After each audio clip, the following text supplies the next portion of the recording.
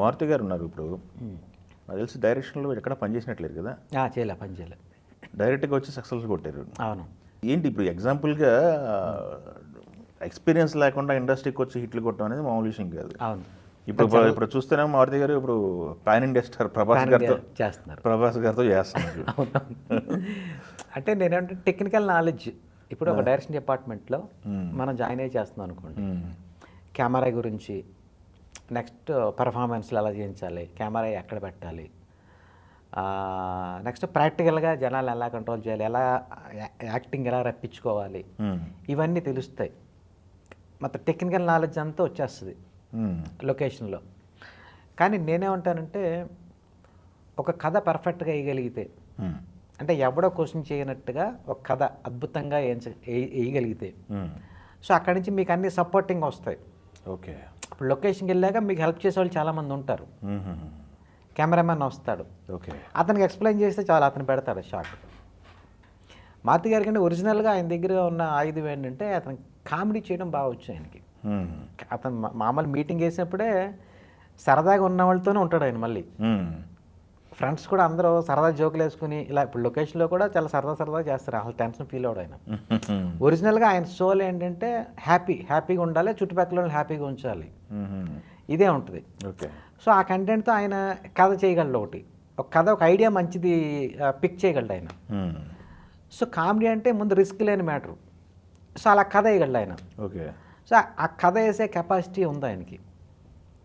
So అక్కడి నుంచి ఎప్పుడైతే కథ వేసాడో ఆయన ఇన్స్టెంట్గా ఎవరు ప్రొడ్యూస్ చేయకపోతే తనే కొంత అమౌంట్ వేసుకొని తనే పెట్టుబడి పెట్టి ఎస్కే అని వీళ్ళందరూ వేసుకుని సినిమా తీసేసారు. అది సూపర్ హిట్ అయింది అది.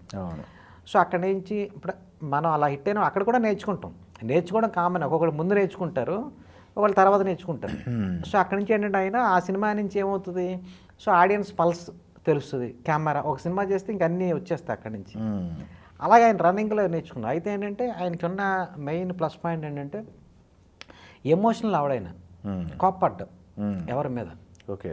అంత ప్రతిదీ సరదాయే. ఒక ఫెయిల్యూర్ ఏం కదలదు ఆయన, ఏం బెసగడు దాన్ని, గబుక్కుని మాట వదలదు ఎవరి మీద. ఓకే. సో అతనికి కొంచెం మనుషులు బాగా స్టడీ చేశాడు ఆయన. అది తెలియని వరం చిన్నప్పటి నుంచి. అబ్జర్వేషన్ గట్టిగా ఉంది, చాలా గట్టిగా ఉంటుంది. మనకు అర్థం కాదు ఇంత అమాయకంగా ఉన్నాడంటే ఈయన ఇన్ని సినిమాలు అలా హిట్లు కొట్టాడు అనుకుంటాం మనం ఆయనతో మాట్లాడితే. బట్ ఆయన చేస్తూ నేర్చుకున్నాడు ఆయన. సో దానివల్ల కథ చేయడం, నెక్స్ట్ అవతల వాళ్ళని ఆకట్టుకోవడం, ఇవన్నీ ఆయనకి వచ్చినాయి అవి. సో దానివల్ల ఆయన అలా సక్సెస్ అయ్యారు. కొంతమంది 10 years ఉన్నా టెక్నికల్ విషయం నేర్చుకుంటారు. అవును. సో ఒరిజినల్గా క్రియేటివ్ యాంగిల్ 0 ఉంటుంది. అంటే ఇప్పుడు ఎలా అంటే మనం మన సినిమాలన్నీ చూసి ఒక వర్క్ నేర్చుకుని చేయడం ఒక పద్ధతి, సినిమాలన్నీ చూసి ఇవి చూసి చేయడం.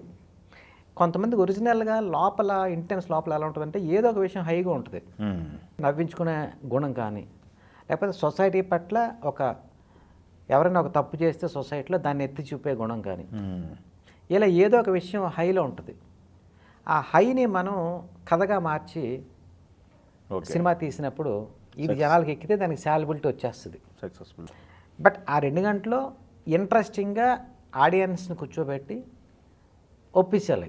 అదే అలా ఒక్కొక్కరికి ఒకటి ఆ లోపల ఉన్నప్పుడు మీకు కెమెరా, మ్యూజిక్ అవన్నీ యాడింగ్స్ వచ్చేస్తాయి, అవన్నీ ఆటోమేటిక్గా వచ్చేస్తాయి.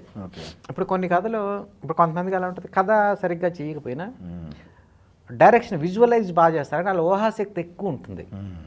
అంటే చిన్న సీన్ అయినా దీన్ని ఊహించి దీన్ని బాగా విజువలైజ్ చేస్తారు.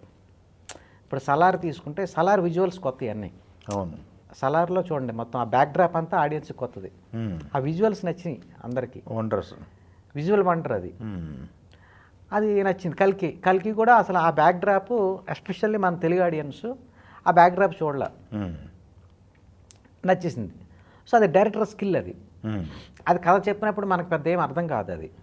సో అలా ఇప్పుడు మన సంక్రాంతికి వస్తుంది, అది ఎంటర్టైన్మెంట్, ఫుల్ ఫన్. అనిల్కి ఉన్న గ్రిప్ అది, లాజిక్స్ ఏమి లేవు, నవ్వించాలనే 2 గంటలు. ఒరిజినల్ కథ మామూలుగా ఉంటుంది, బట్ నవ్వించే కెపాసిటీ ఎక్కువ ఉంటుంది. ఓకే. అతనికి ఉన్న స్కిల్, అంటే స్కిల్స్ వల్ల ఆడే సినిమాలు అవన్నీ. వాళ్ళ స్ట్రెంత్ ఏంటనేది వాళ్ళకి తెలిసి చేసుకుంటూ వెళ్ళిపోవడం. ఓకే. సో అదే నేనేమంటే అనుభవం ఉన్నా లేకపోయినా ఆడియన్స్ని ఆకట్టుకునే గుణం, జనాలకి ఏది కావాలి అది తెలుసుకునే గుణం, దాని క్రియేటివిటీ అనండి ఏదైనా పేరు పెట్టండి.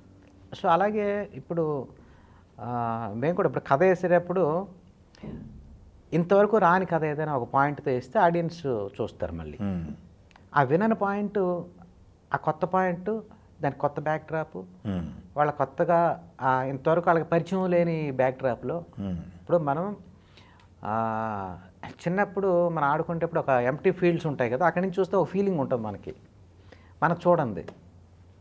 అలా ఏదో కొత్తది మనం చూపించినప్పుడు ఆటోమేటిక్గా అందరూ దానికి అరెస్ట్ అవుతారు, దానికి చూస్తారు.